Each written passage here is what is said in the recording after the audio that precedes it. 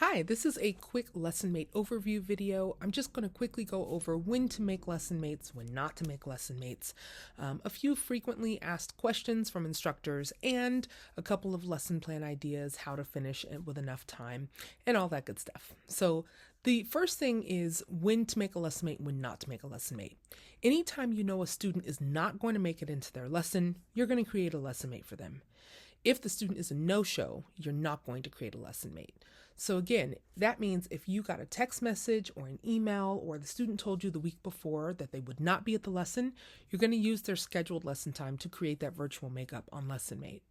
If you are waiting for your student to show up and they don't show up, you do the standard protocol, which is wait 5 minutes, have a team member reach out to them or reach out yourself. You don't hear anything, wait another 5 minutes. When you're 10 minutes into what would be their lesson time, if they have not shown up and you have not heard from them, then you do not create a lesson mate for them.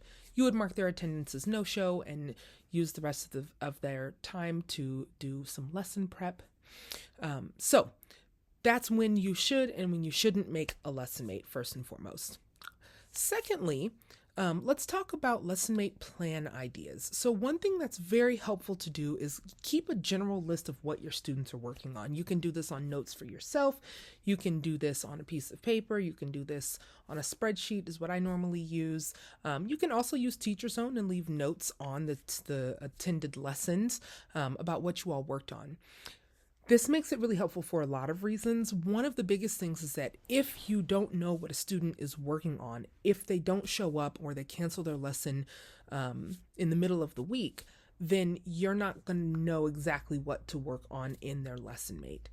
So my tip for you is to kind of keep an ongoing thing of notes so that you understand what the students are working on, so that if you have to pull a lesson mate out of your pocket, you have an idea of what to do.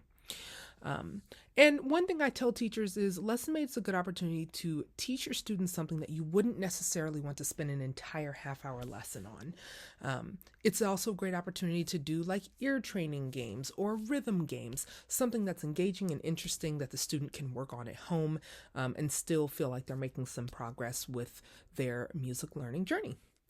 And another tip is how to finish your lesson mate in 30 minutes. Some teachers in the beginning struggle with ensuring they're getting everything in there within the allotted time. One thing to keep in mind is that you should not be making very long videos for these students. We're not talking 8-9 minute videos, 10, 20. That's far too much. The best way to do this is to go by the kind of 4 main things that we always say should be in a lesson mate. A customized video that will address the student directly and by name. That should only take 2 to 4 minutes. A recap of the last lesson that can be done in the video. It can be done via text in the writing part. Some sort of new material. So this is best done using a combination of videos, PDFs, texts, recordings, whatever you need. That really should be no more than 3 to 6 minutes of material for the student. And lastly, a clear assignment. So the students and parents should know exactly what to work on for that week's lesson. So when you see them the following week, they will hopefully have made some progress.